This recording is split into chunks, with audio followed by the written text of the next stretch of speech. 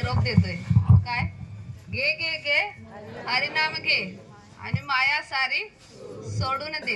आपण मात्र मायेला सोडायला मागत नाही आणि राम नाम मात्र मुखामध्ये घ्यायला मागत नाही. राम नाम घेतलं तर माया सुटणार आहे. पण पहिलं काय घेतलं पाहिजे? नुसतं म्हणतो की माया सुटली पाहिजे, माया सुटली पाहिजे असं म्हणून माया काय सुटणार नाही.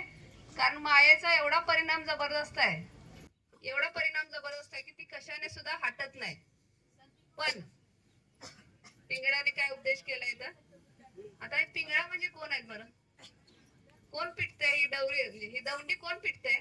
साधू संत हे दौंडी किती काळापासून म्हणजे भगवान श्रीकृष्णाने गीता सांगितली, त्याच्या आधी रामराज्य म्हणजे रामकृष्ण त्यांनी सांगून गेले ना काय करायला पाहिजे तुला, की हे नाम घे. रामाने जे नाम घेतलं ते नाम घे, कृष्णाने जे नाम घेतलं ते तू नाम घे आणि मग ही माया सुटणार आहे. असं मनोमार्गे गेला तो तेथेची मुकला.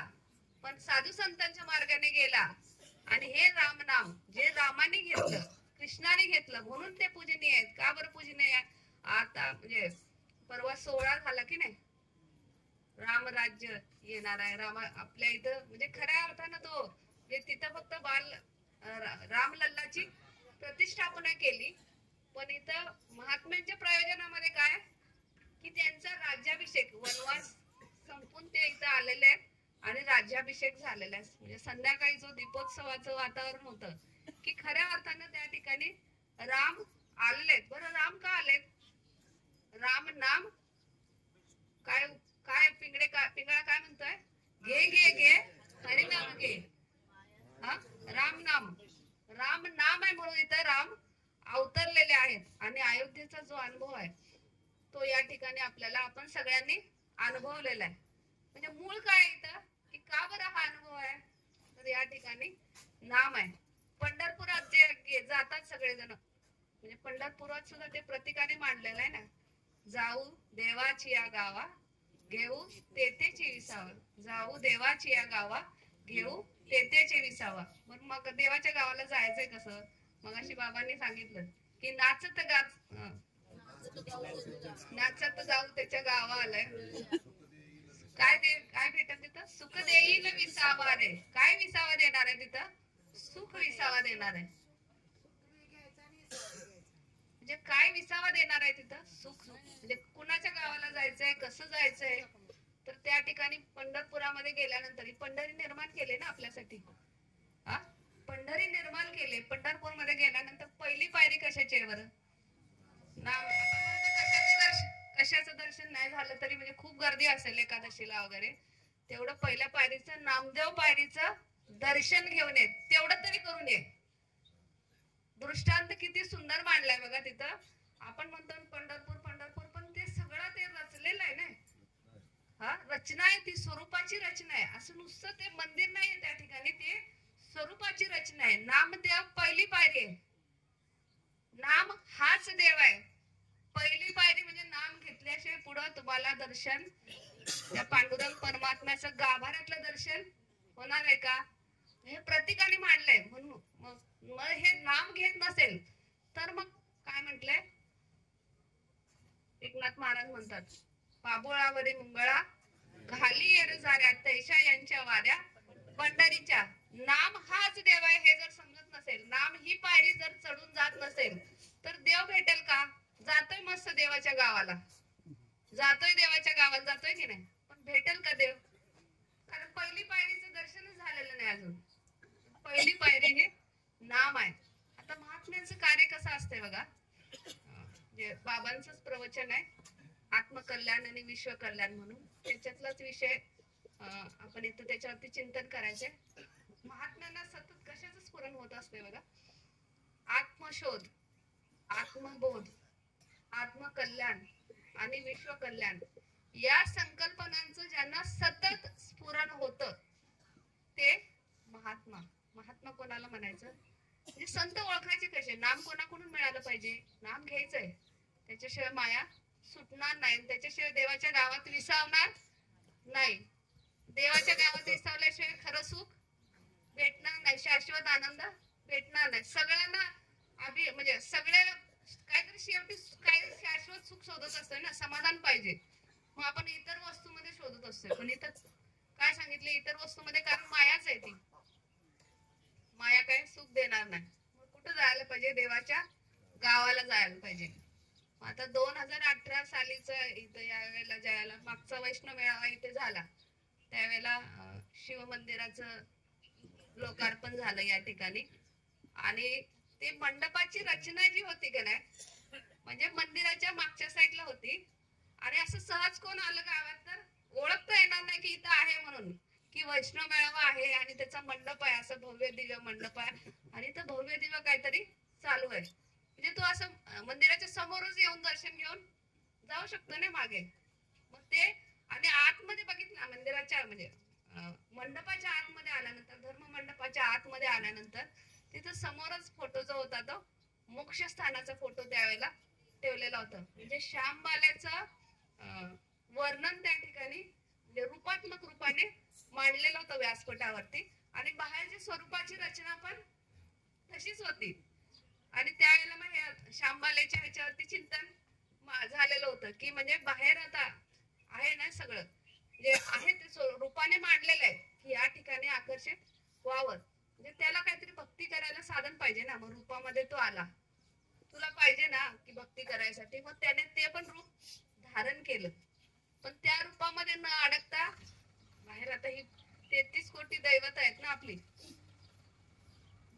प्रत्येक ब्रह्मांड आहे, ब्रह्मांडावरती ते वर्णन आहे ना मोक्ष प्रकरणामध्ये की ब्रह्मा विष्णू महेश अशी कितीतरी ब्रह्मांड, त्याच्यावर शराब्दीवासी महाविष्णू, मग अष्टभैरव म्हणजे त्याच्या भुजा आहेत ह्या.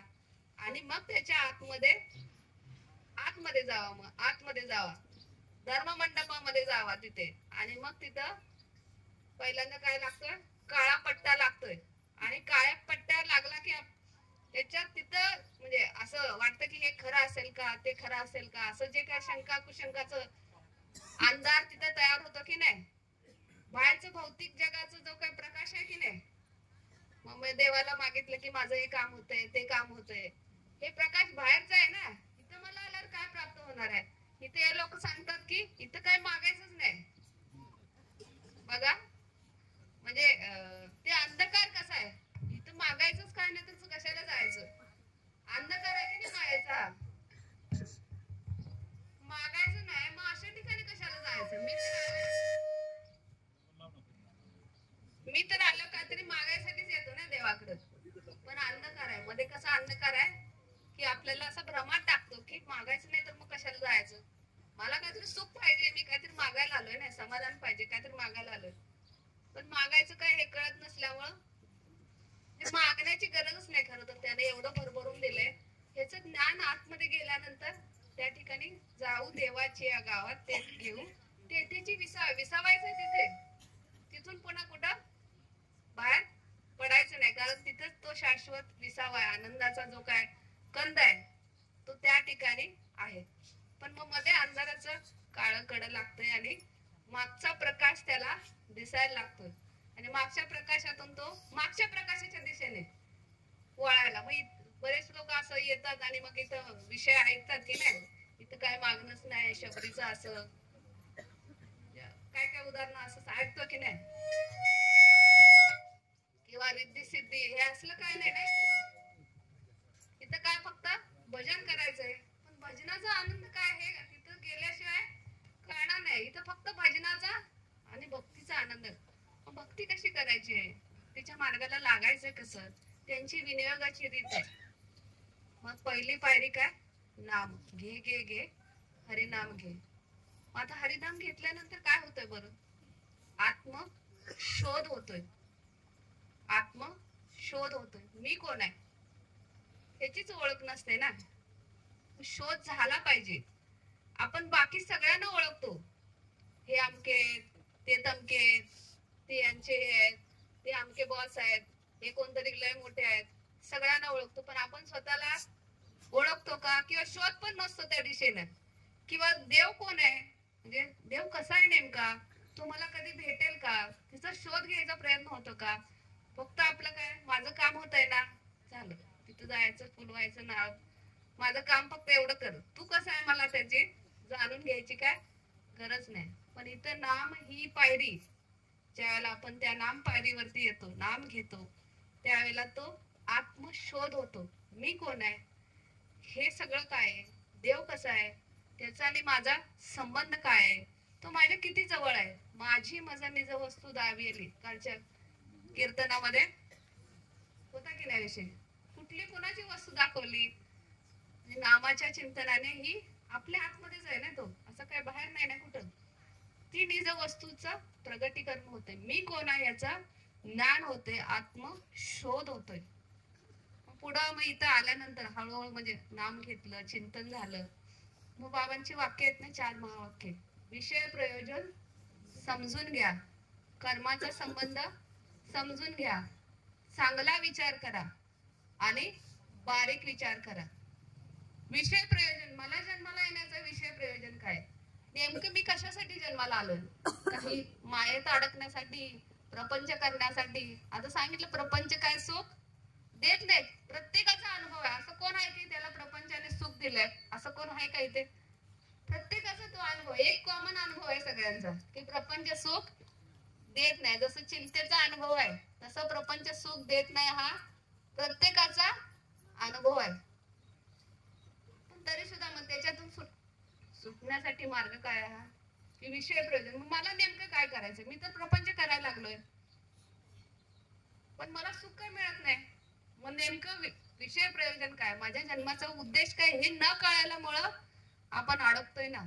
मग माझ्या जन्माचा उद्देश काय, तर ह्या प्रक्रियेतून मला गेलं पाहिजे. संत विनियोगाची जी रीत आहे ती मला करून घेतली पाहिजे. आत्मशोध त्यांची विनियोगाची रीत आहे, ते आपल्याकडून ही करून घेत असतात. आत्मशोध झाला पाहिजे, तुला शोध झाला पाहिजे मी कोण आहे. आणि हे शोध करून पुढं काय, कर्माचा संबंध, नेमकं काय करायचं पुढं, कर्माचा संबंध. मग प्रश्न पडतो, मला हे, मी माझ्या वाट्याला हे कर्म का, ते कर्म का, असंच का, तसंच का, माझ्याकडून असं का होतंय, माझ्याच नशिबात असं का, किंवा मला हे का नाही, मला ते का नाही. मग हा जो कर्माचा संबंध काहीतरी मागचं गाठोड आहे, जे काय आधी केलेले त्याचं ते फळ आता प्राप्त आहे. ते भोगून बाद केल्याशिवाय ते कुठं जाणार नाही. नवस कर, उपास कर, तपास कर, काय करायचं उलट टांगून घ्या, काय करायचं ते करा. कर्माचं गाठोड ते भोगल्याशिवाय संपणार नाही. बघा मार्ग कसा कट केलाय, एक एक धागे कसे कट करतात. नाहीतर आपण काय उपास तपास हे काय करतो, माझ्या मागचं हे संकट टळू दे, माझं अमकं काम होऊ दे, तमकं काम होऊ दे सर.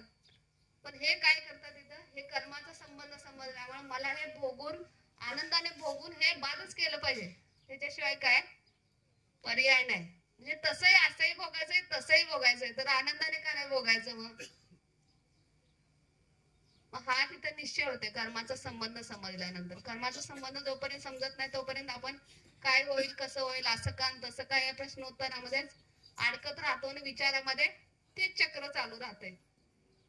मगाशी ताईंनी सांगितलं उदाहरण, की विचारामध्ये विचार आपण जसा करतो तसं सगळं विश्व पुढं तयार होतंय.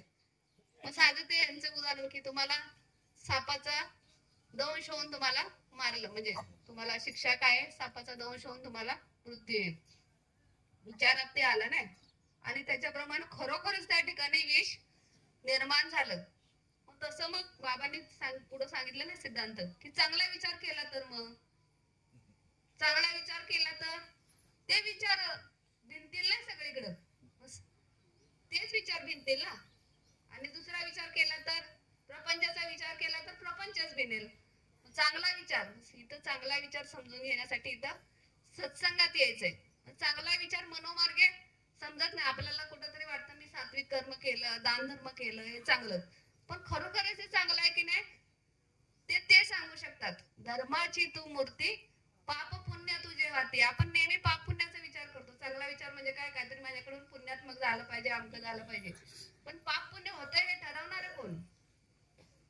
मग त्याच्यासाठी चांगला विचार झाला पाहिजे.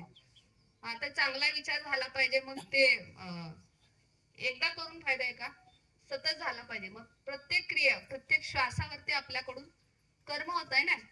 ते कर्म होत असताना आपल्या मनात कितीतरी विचार येतात ना. एक दिवसामध्ये बाबा सांगतात 70-80 हजार प्रकारचे विचार येतात आणि त्यात कितीतरी विचार तेच असतात सारखे. आणि मग तसं विश्व पुढं तयार होत आहे ना. आपण म्हणतो असं काय झालं आणि तसं काय झालं.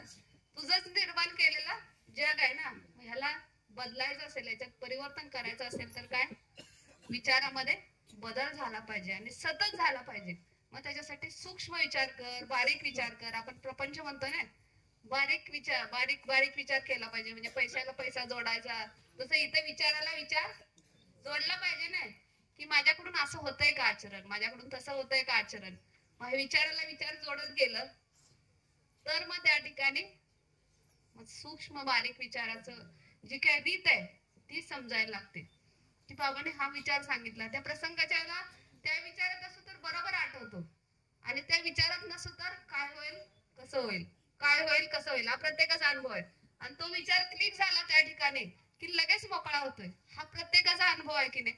जो जो म्हणजे सत्संगात येत आहेत आणि ऐकतायत त्या विचाराचं त्या ठिकाणी बरोबर स्मरण होतंय. त्या ठिकाणी त्या विचाराचं स्मरण होतंय. बारीक सूक्ष्म विचार का करायचा, त्या विचारावर विचार का करायचा. चिंतन म्हणजे बाबांनी सांगितलेल्या विचारावरती विचार करून मला कसे आत्मसात करता येतील, त्या ठिकाणी आत्मपरीक्षण. मग ह्याच्यातून पुढे आत्मबोध व्हायला लागतो. आत्मबोध म्हणजे माझ्या गुन्हा दोषांचं सगळ्यांचं दर्शन व्हायला लागतंय. सगळ्यांचं व्हायला लागतंय. गुणांचं पण होतंय, दोषांचं पण होतंय, अवगुणांचं सगळ्यांचं दर्शन व्हायला लागतं. मी कसा आहे बोध व्हायला लागतोय. आणि माझं खरं स्वरूप काय आहे त्याचा पण बोध त्या ठिकाणी व्हायला लागतोय. गुण दोष हे प्रकृतीचे आहेत. गुण दोष हे प्रकृतीचे आहे. प्रकृतीला काहीतरी कार्य करण्यासाठी हा देह निर्माण झालेला आहे. त्याच्याकडून काहीतरी कार्य करून घ्यायचंय. त्याच्यामुळे त्याच्यामध्ये ते काय जे सोन्याचे दागिने करण्यासाठी त्याच्यामध्ये थोडं टाकायला लागतंय ना, शुद्र क्षार टाकायला लागतात. त्याच्याशिवाय त्याला तो आकार प्राप्त होत नाही. तसं हे आहे त्याच्यामध्ये दोष, पण ह्या ठिकाणी आल्यानंतर त्याला एक झळाळी येते, ते तेज येते ना. कुठे आल्यामुळं सत्संगात आल्यानंतर, संतांच्या संगतीत आल्यानंतर ते तेज मग ते सोनेपणाने प्रगट होते. नाहीतर आपण दागिन्यामध्येच अडकून बसतोय. त्या ठिकाणी आत्मबोध ही क्रिया व्हायला लागते. काय काय झाल्यानंतर आत्म विषय प्रयोजन समजलं, कर्माचा संबंध समजला, चांगला विचार झाला, बारीक विचार झाला की या प्रक्रियेतून आत्मबोध व्हायला लागतो. म्हणजे अनुग्रहाचं नाम चिंतन या सगळ्यातून मग पुढं आत्मे काय करतात, आपल्यावरती प्रबोध करतात आणि त्या बोधावरती स्थिर करतात आपल्याला. बोधावरती म्हणजे प्रबोधाची क्रिया. म्हणजे ही क्रिया किती महत्वाची आहे ना. असं वरवर वाटतंय अनुग्रह म्हणजे काय, प्रबोध म्हणजे काय, पण ह्या क्रियेमधून कसं कसं ते पुढे नेतात ना आपल्याला. आत्मशोध आत्मबोध ही प्रक्रिया पूर्ण होते याच्यामध्ये. बऱ्याच लोकांना ही प्रक्रियाच माहिती नाही. नाम काय तर रामकृष्ण हरी म्हणा, पंढरपूरला असे आम्ही काय तो अनुभव नाही, पण बाकीच्या लोकांच्याकडून ऐकलंय. आता काल ज्यांचं म्हणजे या गावातल्या ताई त्यांचं त्या सांगतात त्यांचा अनुभव की मी पंढरपूरला गेलो. मग त्यांनी शास्त्रामध्ये थोडस वाचलेलं होतं किंवा ऐकलेलं होतं कुठून कुठून. मग हे पोथी पुराण आपण वाचतो ऐकतो त्याचा पण किती परिणाम होतो. की त्यांनी ते ऐकलं होतं की म्हणजे मला हे अनादिकालचं तत्व आहे ते काहीतरी भेटलं पाहिजे. आणि तिथे गेल्यानंतर त्यांनी बघितलं तर राजक्का ताईंनी की ते लाईन लागली होती तिथं. ते मठामध्ये एका ठिकाणी गेले आणि मग ते ओळीने येत होते, असं लांबूनच माळ फेकली गळ्यामध्ये आणि म्हणजे ते पुढच्यांना बघत होते काय करताय ते. आणि म्हणा रामकृष्ण हरी आणि कुठली वारी करणार सांगा. काय म्हणा रामकृष्ण हरी आणि वारी कुठली ते सांगा. आणि जावा म्हणे आता कुठली वारी ते लिहून घेणार म्हणे. मला मग हे रामकृष्ण हरी म्हणे रामाने कुठलं म्हणजे तत्व हे काय नाम नाही म्हणजे काहीतरी वेगळं आहे म्हणे. ते त्यांना ते लक्षात आलं. म्हणजे काय म्हणजे शास्त्र का वाचावे. आपण म्हणतो ना मुलांना, आपण कोणीतरी काल पण अनुभव सांगितला की मुलांना आपण हे देत नाही वाचायला. आपण ते ABCD A for apple B for apple ते 2 वर्षाचं असतं तेव्हापासून चालू करतोय. पण हे वाचलेल्याचा परिणाम की आपल्याला नेमकं खरं काय शोधायचंय, शोध कशाचा करायचंय त्याचा परिणाम त्या ठिकाणी होतो. शोधायचंय नेमकं काय मला.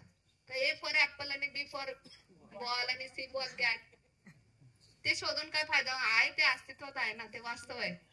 पण मला नेमकं काय करायचंय हे कुठे ह्या शास्त्रामधून कळलं. मग शास्त्र बघा ते किती त्यांची कृपा आहे, काळानुसार त्याच्यामध्ये आपल्याला समजेल उचेल असं एक एक एक एक घास भरवतात. भगवान श्रीकृष्णाने त्या काळात गीता सांगितली, ज्ञानेश्वर माऊलीने आपली अडचण ओळखली की आपल्याला ती भाषा कळे ना. म्हणजे ते अवतार घेऊन ते कार्य प्रत्येक म्हणजे सतत त्यांचं कार्य चालू आहे. संत अवताराला येतात समाजात भोवती फिरून, समाजाला आपल्या भोवती फिरवत नाहीत. बघा त्यांची विनियोगाची रीत कशी आहे. नाहीतर आपण समाजाला आपल्या भोवती माझ्या भोवती कसा फिरेल, मला मान सन्मान कसा देईल, माझा लौकिक कसा होईल, याच्यामध्ये अडकत असतं ना. पण संत ते म्हणजे कोणाला ओळखता येत नाहीत, सर्वसामान्यांसारखे राहतात. म्हणून त्यांना म्हणजे भाऊ अवघड असे संत भेटी का म्हटलंय बरं, कारण ते सर्वसामान्यांसारखे राहतात, सर्वसामान्यामध्ये फिरतात, त्यांचं अवलोकन करतात आणि ह्यांना आता कशाची गरज आहे त्याच्यानुसार ते उद्बोधन करतात आणि उद्बोधन करून बाजूला पण त्याच्यात अडकत नाहीत. बघा माऊलींनी तर ज्ञानेश्वरी सांगितली, लगेच समाधी माझा उदो उदो करायला लागले लोक म्हणे, यांना हे खऱ्या ज्ञानापासून वंचित राहतील, माझा उदो उदो करण्यात अडकले तर ते लगेच बाजूला होतात. श्रीपाद बाबांचं पण उदाहरण बघितलं तर हे कसं आहे विनियोगाची रीत. म्हणजे ते श्रीपाद बाबा पण त्यांनी असं कधी सांगितलं नाही माझे एवढे साधक आहेत, आमचा एवढं मठ आहे, आमका आहे तमका आहे. साधकांना असे जवळ येऊ दे, सांगायचं उद्बोधन एक जरी असला तरी त्याला तेवढ्याच तळमळीने सांगायचे. आणि मात्र सांगितल्यानंतर म्हणजे सेवा करून कधी घेतली, ज्यांनी आता प्रत्यक्ष बघितले ते सगळेजण सांगतात. आणि आम्ही जरी बघितलं नसलं तरी हा अनुभव बाबांच्या आचरणातून आम्ही तो बघतोय की त्यांनी आता हा झालंय सांगितलंय ना, आता पुढं कार्याला लागा, इथं थांबत बसू नका. नाहीतर बरीच लोक सांगतात मुखी नाम हाती मोक्ष, आता झालं तुमचं काम, मिळालं मोक्ष. बाबाने आपल्याला कुठल्या ओळीवरती स्थिर केले, मुखी नाम हाती ते सात्विक कर्म, परी विनियोगा विना विफळ जाय. बघा पुढे नेलंय आपल्याला ना, तिथं थांबवलेलं नाही. बरीच लोक म्हणजे आम्ही सुरुवातीला ऐकली ही वाक्य, मुखी नाम हाती मोक्ष, झालं नाम घेतलं, अनुग्रह झाला, प्रबोध झाला, संपलं, माझं सार्थक झालं जन्माचं. आणि तिथेच लोक माग फिरले. म्हणजे आम्ही प्रत्यक्ष हे बघितल्यावर लोक माग फिरले, झालं आता मला मग माझं स्वतंत्र लोकांना बघितलंय आणि तेवढ्यावरतीच थांबले. थांबलेले त्या ठिकाणी त्यांचं आत्मकल्याण झालं, जन्माला येण्याचं काही नाम भेटलं, हे झालं, प्रबोध भेटला, आत्मकल्याण झालं. हे सगळं झाल्यानंतर आत्मकल्याण होतं. जे महात्मे ज्या वेळेला अनुग्रहाचं नाम देतात, प्रबोध देतात, त्यावेळेला त्याचं आत्मकल्याण होतं. पण आत्मकल्याण ही पायरी अशी आहे, ती निसटती पायरी आहे. म्हणजे निसटता स्लोप असेल की नाही, तिथं जास्त वेळ कोण स्थिर, तुम्हाला उभं राहायला सांगितलं असं निसटत आहे आणि गुळगुळीत आहे, त्याच्यावर उभं राहायला सांगितलं तर किती वेळ उभं राहील. म्हणजे आत्मकल्याण होतं, मोक्ष मिळतो, पण ते तात्पुरतं आहे. बघा निसटत्या पायरीवर किती उशीर उभा राहणार आहे, तसं ही आत्मकल्याण ही जी स्थिती आहे ती अस्थिर आहे, अस्थिर आहे. जोपर्यंत मग तिला स्थिरता कशाने येईल, तिथं फार काळ राहू शकत नाही. बघा जे म्हणतात ना मुखी नाम हाती मोक्ष, आणि थांबले तिथं, त्या निसटत्या पायरीवरनं घसरले आणि परत मूळ स्थितीला आले. आता पुढे जायचंय, मग ह्या पायरीवर स्थिर तर होता येत नाही. ते सुळावरची पोळी म्हणतात की नाही, पोळी तर पाहिजे पण सुळावर आहे, तसं आत्मकल्याण झालं पण पाहिजे. पण त्या आत्मकल्याणाची स्थिती अशी आहे, त्या स्थितीला आपण जास्त वेळ राहू शकत नाही. पण म्हणजे साधू संतांची विनियोगाची रीत बघा, म्हणजे हे सहजासहजी शक्य होणार नाही, स्थितीवरती त्या स्थिर होणं. मग त्यांनी पुढचा पर्याय सांगितला, याच्यासाठी काय केलं पाहिजे तुला, विश्व कल्याणात जर तू पुढे गेला नाहीस, विश्व कल्याणाच्या कार्यात जर रत नाही झाला तर आत्मकल्याणची स्थिती लोप पावते, म्हणजे त्या ठिकाणी परत घसरण होते. म्हणून पुढच्या पायरीला लगेच लागलं पाहिजे, काय, विश्व कल्याणाच्या. मग आम्ही आमिष दाखवलं जातं. आज काय वांग्याचं भरीत आहे, कैऱ्याची भाकरी आहे. तिथे या पांडवगडावरती का घरी बसलो माझं झालं म्हटलं की मी झालो म्हणे तो काहीच नव्हे. फक्त हे ऐकलं अनुभव, पण मी झालो आणि मी काहीच नाही म्हणजे कसं काय? मला तर मिळाले, नाम मिळालं, अनुग्रह मिळाला, प्रबोध मिळालं, सगळं झालं. पण त्या स्थितीवर स्थिर होण्यासाठी ती अस्थिर स्थिती आहे. म्हणजे त्या स्थितीला स्थिर होण्यासाठी पुढे विश्व कल्याण कार्याला लागलं पाहिजे. सूर्याला आता बोध केला. गीतेमध्ये भगवान श्रीकृष्ण काय म्हणताय? हा बोध मी पूर्वी सूर्याला केला, तोच आता तुला सांगतोय.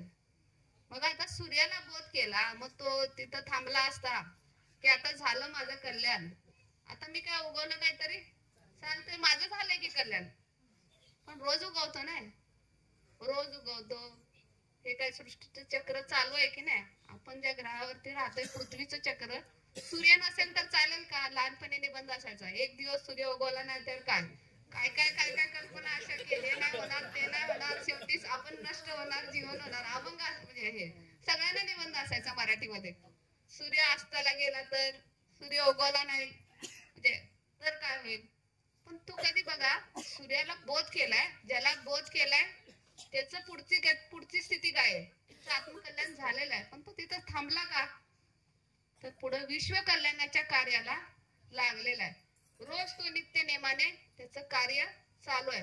बघा, हा त्याचा धर्म आहे, त्या धर्माचा तो पालन करतोय. स्थिर नाही झालेला तो, पण तो कशात स्थिर झालाय? मग हे त्याचं कार्य चालू असल्यामुळे आत्मकल्याणामध्ये तो स्थिर झालाय. म्हणजे विश्व कल्याणाच्या कार्यामध्ये जर फिरत राहिलं, सतत राहिलं, तर आत्मकल्याण स्थिती स्थिर होणार आहे. आत्मकल्याण झाल्यानंतर अशी स्थिती आहे की आपल्याला प्राप्त करायचं काय राहत नाही, तरी सुद्धा कार्यात मी माझ्या कार्यात रत असतो. भगवान श्रीकृष्णांचं वाक्य आहे की मला काही मिळालं नाही असंही काही नाही आणि मला काही मिळवायचं आहे असंही काही नाही. ही आत्मकल्याण स्थिती आहे. बघा, वर्णन केले ते. तरी सुद्धा मी माझ्या कार्यात रत असतोय. थांबले का माझं कार्य? मला मिळवायचं नाही तर बसतो की बघा आता, आणि मला मिळवायचं नाही तर मी बसतो की, आता मला काय करायची गरज आहे? पण ही स्थितीला कोणाला राहता येत नाही. म्हणून पुढं काय, पुढचं वाक्य सुद्धा तेवढंच महत्वाचं आहे की मी माझ्या कार्यात रत असतो. काय कार्य आहे त्याचं? विश्व कल्याणाचं कार्य आहे. अर्जुनाला उभा केलंय ना युद्धात उभा राहिलेला तो गळाटला ना, धनुष्य बाण ठेवून खाली बसला. हे माझेच आहे सगळे, मी काय करू नको, मी राज्याचा त्याग करतो, मी संन्यास घेतो आणि जातो. पण संन्यास घेतो आणि मग हे पुन्हा अधर्माचं राज्य येईल की, त्याचं काय? तुला काय त्याच्यासाठी उभा केलाय म्हणे? तुझ्या स्वार्थासाठी? हे म्हणे हे जगाचं कल्याण व्हावं ह्याच्यासाठी तुला उभा केलाय. मग त्याला ते गीता सांगितली, आत्मकल्याण झालं. पुढे मग समजल्यानंतर म्हणे आता तुला, मग पुढे अर्जुन मग नतमस्तक झालाय, आता सांग मी काय करू? त्याचं कल्याण झाल्यानंतर त्याची स्थिती कशी आहे की आता सांग, मी तू जे सांगेल ते करतो. आणि त्याने त्याच्या आदेशाचं पालन केलेलं आहे. आणि मग पुढं विश्व कल्याणाचं कार्य झालेलं आहे. मग विठ्ठल पंतांचं पण तसंच, संन्यास अवस्थेच्या म्हणजे संन्यास अंतिम टप्पा आहे ना आत्मकल्याणाचा. संन्यास अवस्थेत पोहोचलेले आहे ते, आणि तिथून त्यांच्या गुरूंची आज्ञा यावी की जा परत तू गृहस्थाश्रमात जा. बघा, अंतिम टप्प्यात पोहोचले, मोक्ष वगैरे सगळं असं जवळ आहे ना, थोडंच राहिलंय. पण पुढे कशासाठी पाठवलं त्यांना? परत झालंय त्यांचं आत्मकल्याण झालंय, सगळी स्थिती प्राप्त झाली, पुढं जा म्हणे तुला गृहस्थाश्रमात जा. आणि मग हा ज्ञानाचा प्रकाश, आता सगळं जग विश्व कल्याण झालंय की नाही? ही चार भावंड, निवृत्ती, सोपान, मुक्ताई, ज्ञानदेव, ही चार भावंड त्यांच्या उदरी जन्माला आली आहेत. आणि ते म्हणाले असते की नाही नाही, शास्त्रात कुठे असं काय असतंय का? असं त्यांनी म्हटले असते तर त्या ठिकाणी हे झालं असतं का? हे जे विश्व कल्याणाचं कार्य झालेलं आहे ते झालं असतं का? आता मागे पण अयोध्येचं राम मंदिराचं शास्त्रानुसार म्हणाले की मुहूर्त म्हणाले ना, पण हे महात्म्यांच्या प्रयोजनात आहे ना, ते महात्म्यांच्या प्रयोजनात आहे. तर त्या ठिकाणी ते शास्त्र सुद्धा मागे पडतात. विठ्ठलपंतांच्या वेळेचं सुद्धा शास्त्र सुद्धा त्या ठिकाणी म्हणजे महत्व कशाला आहे?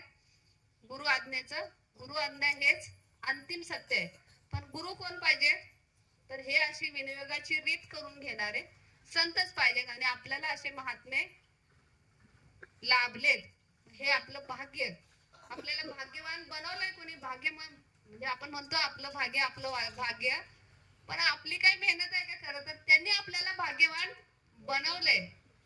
भाग्य उदयाला कुणामुळे आले? त्यांच्यामुळे आले. म्हणजे आपल्याला वाटत असेल की आमचा काहीतरी आधीचा ठेवा असेल, पण आठवलं तर काय आठवतंय का असं कुठं काय सात्विक कर्म केलंय किंवा काय? भरपूर आपण पुराणामध्ये ऐकतो की त्याने एवढी तपश्चर्या केली, आमचं एवढं दान धर्म केलं, हे कार्य केलं, अमक्यासाठी तमका केलं, तमक्यासाठी तमका केलं. असं तर आपण काय केलं नाही. एवढा संकुचित भाव आपला. कुठं काय दान धर्म करायचं म्हटलं की मग आपलं काय आधी भागतंय का बघून मग उरलं तर आता अन्नदान करताना शिल्लक राहिलं तर ते आता शिल्लक राहतंय ना घरात, मग आता देऊया आपण कोणाला तरी. असं आपला दान धर्म आपलं भागून पुन्हा म्हणजे तसलं पण काय नाही ना. म्हणजे भाग्यवान आपल्याला त्यांनी बनवलेलं आहे. म्हणजे भाग्यात नव्हतंच आपल्या, पण म्हणतो नशिबापेक्षा जास्त आणि वेळेच्या आधी हे नव्हतंच आपल्या, पण त्यांनी आपल्या भाग्यामध्ये हे त्यांच्या कृपादृष्टीमुळे हे आपल्याला प्राप्त झालेलं आहे. आणि अशा महात्म्यांची पुण्यतिथी 16 त्यांच्याकडून म्हणजे जे बोलेल ते महावाक्य, बसेल ते व्यासपीठ, उभा राहील ते नारायणाची गादी, आणि ते सांगतील तो मूर्त, जाल तिथं तीर्थक्षेत्र. बघा इथं काल आता परवा इथं तीर्थक्षेत्राचा अयोध्येचा अनुभव इथं सुद्धा घेतला ना सगळ्यांनी. असं काय तीर्थक्षेत्र आपल्याला वाटत की तिकडं गेलं पाहिजे, अयोध्या मंदिर मध्ये गेलं पाहिजे. लोकांना असं खूप अप्रूप वाटत होतं की काही लोकांनाच आमंत्रण नाही, ह्यांना आमंत्रण आहे, टीव्हीवर ऐकतो आज त्याला आमंत्रण आहे, या व्हीआयपीला आमंत्रण आहे, त्या व्हीआयपीला आमंत्रण आहे. पण इथं या रे लहान थोर सगळ्यांना इथं वाजव दौंडी पिटावली होती बरं का इथं सुद्धा, की या बाबांच्या पुण्यतिथीचा कार्यक्रम आहे, रामलल्ला त्यांची प्राण प्रतिष्ठा आहे. सगळ्यांना आमंत्रण होतं ना. असं काय म्हणजे तुम्हाला व्हीआयपी आहे तुम्ही आणि म्हणून तुम्हाला आहे असं काय नव्हतं ना. या रे लहान थोर सगळ्यांनी या, लहान थोर सगळे. कोणाला म्हणजे चालण्याचा त्रास आहे काय असेल ते असेल, या म्हणे इथं येऊन बसा. त्या सोहळ्याचा अनुभव तुम्हाला येणार आहे. थंडी असेल, वारा असेल, ऊन असेल, सगळा अनुभव या ठिकाणी. मुंबईकरांना शेकोटीचा अनुभव नव्हता म्हणून थंडी इथं उतरवली. तो पहिले 2 दिवस आम्ही आलो तर थंडी नव्हती, अजिबात थंडी नव्हती, म्हणजे असं गरम होत होतं. पण आता काल तो पण अनुभव द्यायचा आहे ना. जे इथे आल्यानंतर सगळ्याचा अनुभव, सगळ्याचा आनंद. आपण म्हणतो आता आपण फिरायला जाऊया कुठेतरी, लोक ते टेंट मध्ये जाऊन राहतात आणि मग तिथं ते शेकोटीचा अनुभव आणि मग ते किती लोक सांगतात नाही त्याचं वर्णन. पण इथे आल्यानंतर ह्या सगळ्या गोष्टी सहज होऊन जातात. तीर्थयात्रा घडते, ते बाकी सगळा अनुभव पण येतोय, आनंद पण भेटतोय. ते काय प्राप्त होतंय बघा. काय करायचंय? फक्त त्या ठिकाणी येऊन बसायचंय फक्त, बाकी सगळं प्राप्त आहे. म्हणजे प्राप्तीच्या पलीकडे त्यांचा विषय काय म्हणजे साधू संतांचा महात्म्यांचा प्राप्त आहे सगळं. आपल्याला कुठे जायचंय? प्राप्तीच्या पलीकडे जायचंय. आस्थेच्या महापुरी रिक्ताती कोटीवरी परिप्राप्तीच्या पैलतीरी विपायला निघेल रिगे. ते प्राप्ती आहे. आस्था बघितली ना त्या दिवशी. आता पूर्ण देशभरात विश्वामध्ये सगळ्या लोकांची आस्था आहे ना. आस्थेच्या महापूर आहे. सगळ्यांना देव पाहिजे, सगळ्यांना देवाच्या गावाला जायचंय. पण रीत माहिती नसल्यामुळं कुठंतरी ही रीत माहिती करून देणं हे सुद्धा विश्व कल्याणाचं कार्य आहे. आता तिथे लिहिले, ज्यांनी श्वास दिला, जीवन दिलं, त्यांच्यासाठी एक तरी झाड लाव, एक तरी श्वास द्या, तिथं समर्पित करा. पुन्हा ज्यांनी श्वास दिलाय बघा रीत कशी आहे, एक तरी श्वास समर्पित करा त्या ठिकाणी. निमिषभर रोज सकाळी पहाटे निमिषभर द्या. तिथं जोडलं जाचाल तुम्ही. ते देवाच्या गावाशी तुमचं कनेक्शन नेटवर्क जोडलं जाईल. बरं तो श्वास ज्यांनी दिला त्याच्यासाठी एक तरी झाड. बघा विश्व कल्याणाचं कार्य कसं आपल्याला सहज त्याच्यामध्ये उतरवलेलं आहे, जाणीव करून दिलेलं नाही. आपण असं विश्व कल्याणाचे कार्य लावलं असतं, एक झाड कुठंतरी फोटो बिटो काढून घेतला असता आणि पुढे त्याला विसरून गेलो असतो. कुठेतरी कोणतरी बघेल, कोणतरी देईल पाणी, नाही तर देव कधीतरी देईल त्याला, निसर्ग पाऊस कधीतरी देईल. पण नाही, त्याला लावलं तर जगवणं हा तुझा धर्म आहे. धर्म कसा जागवलाय बघा, जागवलाय की ना आपल्या ठिकाणी रोज. म्हणजे तिथं पांडवकड्याला आलं पाहिजे, सिद्धोबाच्या डोंगरावर आलं पाहिजे. मग त्याच्यासाठी वेगळी वेगळी आमिषे दाखवली असतील, पण त्या ठिकाणी मी गेल्याशिवाय ते कार्य होणार नाही. हा भाव आपल्या ठिकाणी, त्याला म्हटले भगवत भाव. त्या भगवंताबद्दल एक प्रेम निर्माण केलंय ना. तिथे गेल्यानंतर काय होतं, त्यांच्याशी एक नातं निर्माण होत आहे ना, त्या ईश्वराशी नातं निर्माण होत आहे ना. झाडांच्या संगतीत गेल्यानंतर असं म्हणजे तिथं सुद्धा सत्संग होतो. पण ह्या क्रियेने गेल्यानंतर बाकीचे सुद्धा झाड लावतात. पण ही क्रिया आहे का? आत्मशोध, आत्मबोध, आत्मकल्याण, विश्व कल्याण ही क्रिया आहे का? डायरेक्ट विश्व कल्याणाला लागलेत. तिथे सुद्धा विनियोग होणार नाही. म्हणून विनियोग, महात्म्यांचा विनियोग किती महत्वाचा आहे. विनियोगाची रीत आहे आणि ह्या रीतीतून गेल्याशिवाय खऱ्या अर्थाने विश्व कल्याण होणार नाही. लागतील झाड, पण त्या श्वासाचं कनेक्शन जोपर्यंत जोडलं जात नाही तोपर्यंत खऱ्या अर्थाने विश्व कल्याण झालं असं म्हणता येणार नाही. कारण ते कुठेतरी लौकिकामध्ये अडकणार आहेत. पण ते श्वासाचं नातं नाहीये जोडलेलं. नातं कशाचं आहे? लौकिकाचं, किंवा काळजी आहे जगाची नुसतीच, की काय होईल जगाचं, कसं होईल, मग केलं पाहिजे, पुढच्या पिढ्यांसाठी काहीतरी केलं पाहिजे, एवढाच फक्त भाव आहे. पण हे विश्वाचं म्हणजे मी हा निसर्ग जसा कार्य करतोय, हा भगवंत जसा कार्य करतोय, त्या कार्यामध्ये मला म्हणजे त्याच्यासारखंच कार्य. तुम्हीच देव आहे ना. बाबांचं पहिलं वाक्य काय? तुम्हीच देव आहे. मग देवासारखं कार्य पण झालं पाहिजे. बघा आता देवासारखं कार्य कसं आहे. प्रकाशाला काय सांगितलं? तुझ्यामुळं दिसलं पाहिजे, पण तू दिसता कामा नाही. कसं कार्य आहे बघा ते भगवंताचं. तुझ्यामुळे दिसलं पाहिजे, पण प्रकाश दिसतोय का कोणाला? प्रकाश दिसतोय? दिसत नाही ना. पण त्याच्याशिवाय दिसतोय का? प्रकाश नसेल तर आपण एकमेकांना काळा कुठं आणणार असेल, दिसेल का कोण कोणाला? नाही दिसणार. आकाशाला काय सांगितलं? मध्ये आकाश आहे आपल्या सगळ्यांच्या, आहे की नाही आकाश? त्याला पण सांगितलं की आकाश आहे म्हणून हे सगळं, नाही तर एक चिपकून बसलं असतं एकत्र. पोकळी आहे म्हणून नाही तर हे सगळं गोळा होऊन बसलं असतं. त्याला काय सांगितलं? हे कार्य व्हायला पाहिजे तुझ्याकडून, हे अंतर राहिलं पाहिजे तर कार्य होईल, पण तू दिसला नाही पाहिजे. हा, प्रत्येकाला तंबी दिलेली आहे. काय बघा, ही विनियोगाची रीत आहे की कार्य झालं पाहिजे पण दिसायचं नाही. विठ्ठल मंदिराच्या वेळेला बाबांचा निरोप आहे, मंदिर झालं पाहिजे कसं? हिरो सारखं झालं पाहिजे. कार्य कसं झालं पाहिजे? हिरो सारखं, म्हणजे उत्तम झालं पाहिजे. श्रेष्ठ नाही म्हटलेलं, उत्तम साधक. खरगाला विषय सैराट, उत्तम साधक झालं पाहिजे. म्हणजे कार्य कसं झालं पाहिजे? हिरो सारखं झालं पाहिजे, पण झाल्यावर झिरो झालं पाहिजे. म्हणजे कार्य झालं पण पाहिजे. आणि पुढे विनियोगाची रीत काय? बरीच लोक कार्य करतात, नुसतंच कार्य करतात, पण पुढची विनियोगाची रीत काय? पुन्हा झिरो होऊन राहिलं पाहिजे. मी या झिरो मधलाच आहे. हे विश्व हे शून्यामधूनच निर्माण झालंय, मी त्या शून्याचाच अंश आहे ना. ते आपण विसरतो आणि कुठेतरी लौकिकामध्ये अडकतो. म्हणजे प्रपंचात पण अडकतो, परमार्थात आल्यावर सुद्धा जास्त अडकतो उलट. ही विनियोगाची रीत, ही अशी विनियोगाची जी रीत करून घेतात त्यांना काय म्हटलंय? महात्मे म्हटलंय. आणि आपल्याला असे महात्मे लाभलेले आहेत. म्हणून त्यांचा हे पुण्यस्मरणाचा जो सोहळा आहे तो त्या निमित्तानंच आहे की त्यांनी काय काय केलं आपल्याला ह्या सगळ्या रीतीमधून. आत्मशोध, आत्मबोध, आत्मकल्याण आणि विश्व कल्याण. विश्व कल्याण कार्याला आपल्याला सहज लावलेलं आहे. असं काही दंडुका धरून लावलेलं नाही.